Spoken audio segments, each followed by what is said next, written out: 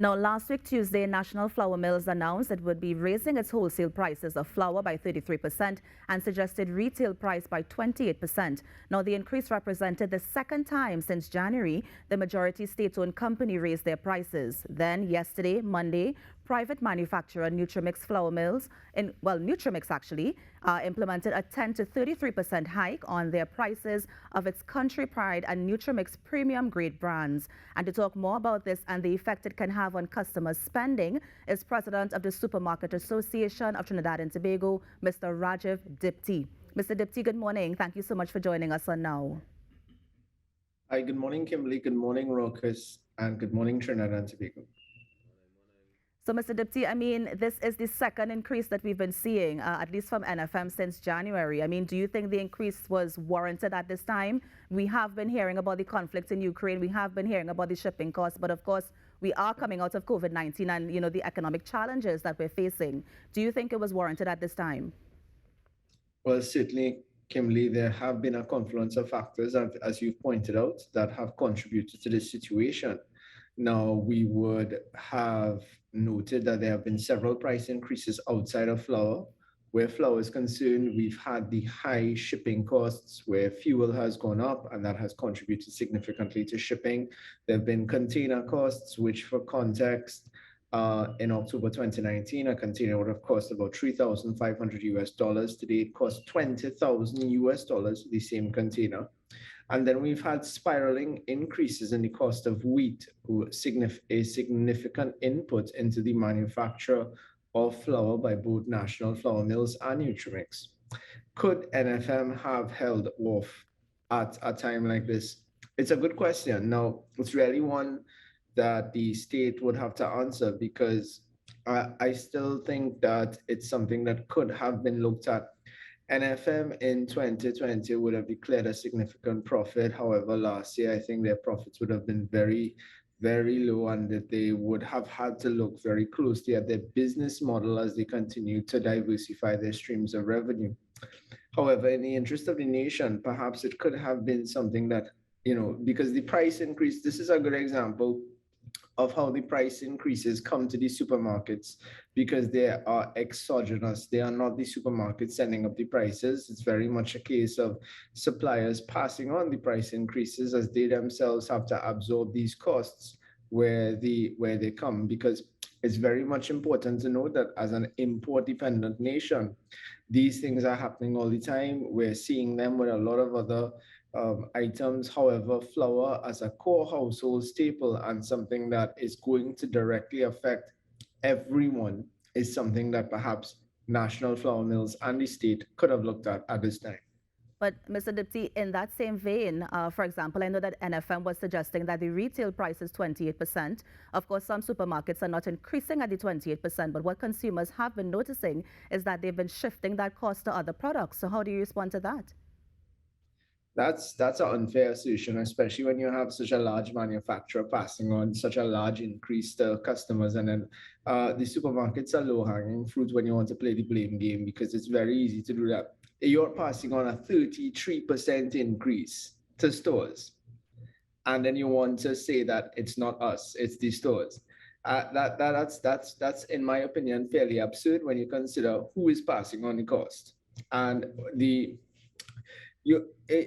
yes, there are some supermarkets that would have passed on the cost, passed on the price increase before it actually should have come due. For example, Nutrimix announced that their price increase would have been starting since yesterday, the 27th.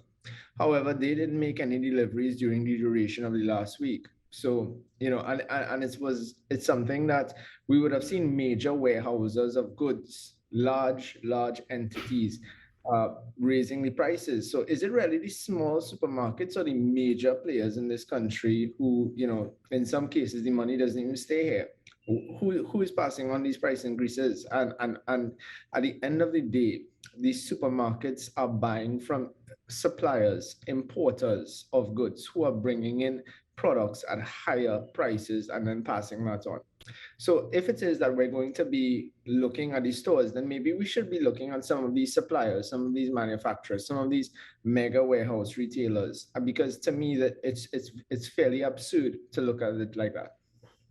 Okay, Mr. Diptee, point noted, but let's look at what the supermarkets are in charge of, for example, their markups, right? So they are buying these from the suppliers, and of course, they are adding their markups to make the profit. How do you explain some of the markups that are now being put on these products to sell to customers?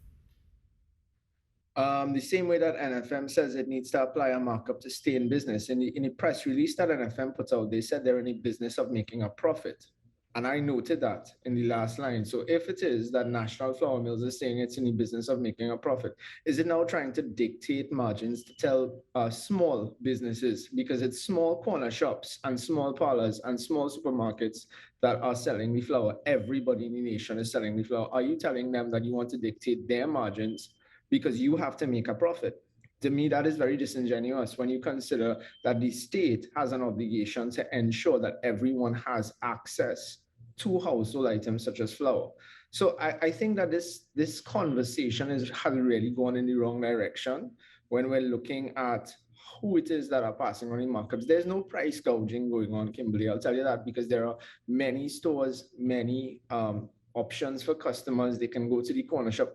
We've seen some of these small stores breaking up the bags of flour, selling it in smaller quantities, which is not something that we do at the association, because once you break the seal, it's considered a health hazard. However, it's something that they've done in the interest of ensuring there's equitable access to the goods, because in some cases there are customers who only have so much to spend. It could be as little as $40, $50, and they need to buy oil, flour, sugar, something to eat, even if it's one meal that they're making. But I find it very unfortunate that this is the conversation we're having, especially when we all noted that the prices have gone up on the international market, and that we've had a situation now where we're talking about price gouging.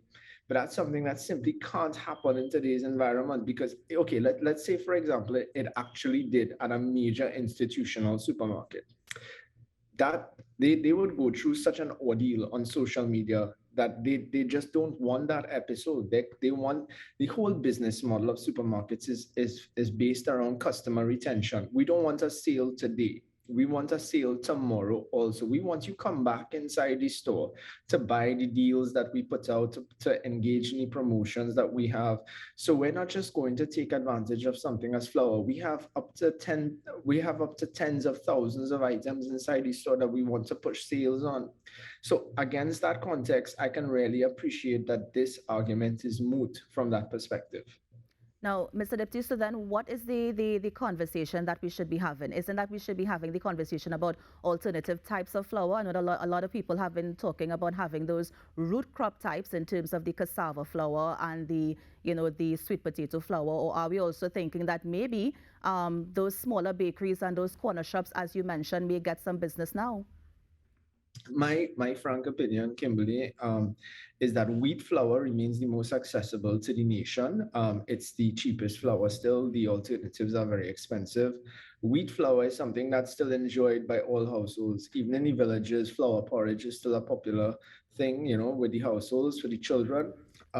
Is it something that could have been subsidized by the state? I think so, when you've been making big profits for a number of years, and they obviously will say to the contrary that that's not so. But the thing is that it's something that's touching every single household. I think now that we're all sharing in the burden of adjustment, because, for example, National Flour Mills put out a 33% wholesale price increase, and suggested 28% retail price increase being passed on. That means that they are suggesting a margin that where the supermarkets now have to absorb the costs. And that's something that we are sharing in also at this time, that we're being asked to share in. So I think that the conversation really is about food security. It's about, because there are going to be more price increases coming because of the situation. I noted the comments from Shipping Association President Mr. Hayden Allen saying that he expects freight and the costs of shipping to continue to rise. And it's a situation that we're all monitoring. We feel very, we're not sure how to feel about the situation, because it's not a good situation for customers nor for retailers, because the more prices increase, the more we continue to have to strategize to ensure that customers have access because it Now, also Mr. Diptee, hits. now, Mr. Diptee, a few things, because I know we're running out of time, but a few things quickly. You mentioned that the Shipping Association, they're talking about maybe increasing prices soon. So is it that in 6 months' time, we're going to see another increase in prices at the supermarket as well? There's a lot of uncertainty right now, especially when you consider that we don't know when the war is going to end. There's a lot of uncertainty because we've seen that we're not sure how the central bank is going to treat with the rates and what that means in the current banking environment. We're certainly not sure what's happening with incomes and those outcomes from the side of public wages. So, Kimberly, it's very much up in the air. But is there going to be higher increases where the supply chain disruptions are?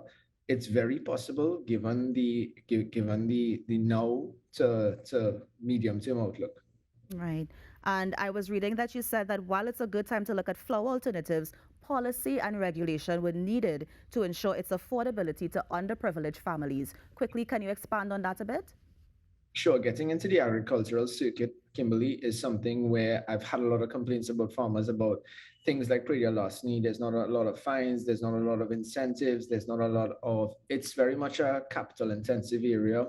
And they feel that the support is lacking. Now, we've spoken to them, we've tried to work with bodies like NAMDEVCO. We're in an agriculture and food expo coming up in the first week in August with the Trinidad and Tobago Chamber of Commerce and as well as Southex Trade Promotions. We'll be talking about it there, but there certainly needs to be a tightening and a streamlining of the country's national policy on agriculture, as well as the protections, incentivizations, and if we want to get serious about that sector, it's something we're going to have to look at. Now, I know there's been a lot of good work by the several ministers in the Ministry of Agriculture. However, it's a deeper conversation that needs to happen. It needs to happen now, though, because we're in this situation at the moment. Right. And Mr. Diptee, how can businesses adapt to that, to those changes and shortages in wheat? Is it simply increasing prices, or are there any innovative ideas that you can, offer to these businesses? Well, Kimberly, it's a situation where we're not in the business of growing wheat varieties.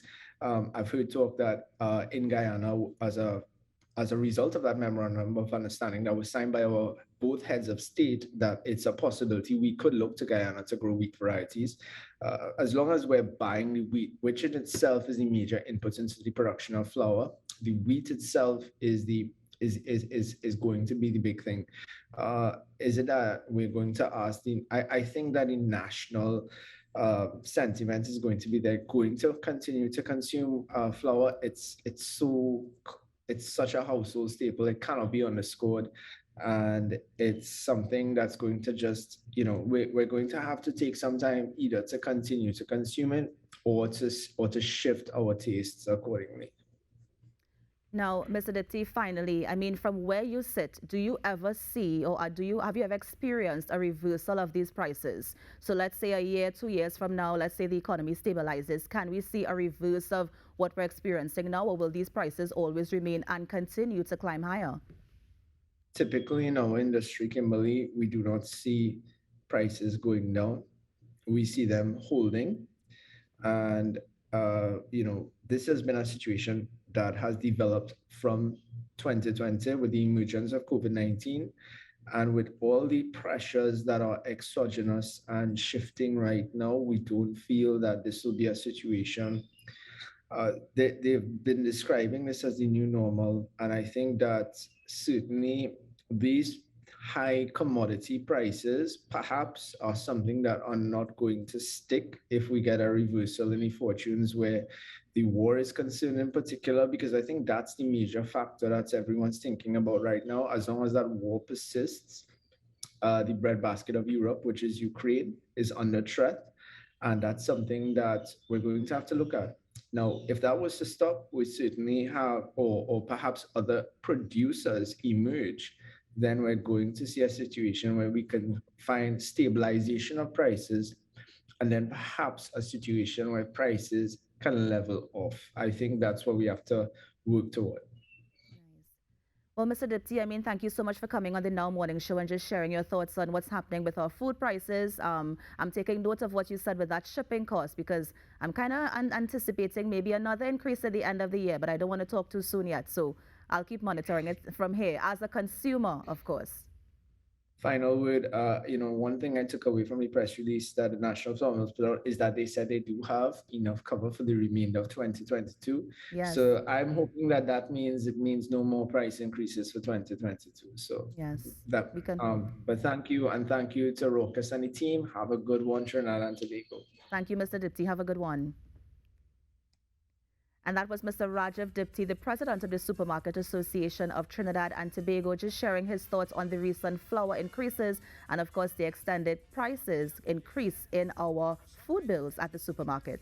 You're on the Now Morning Show. We're going to take a break and be right back. Stay with us. You've got to be in Skuldug.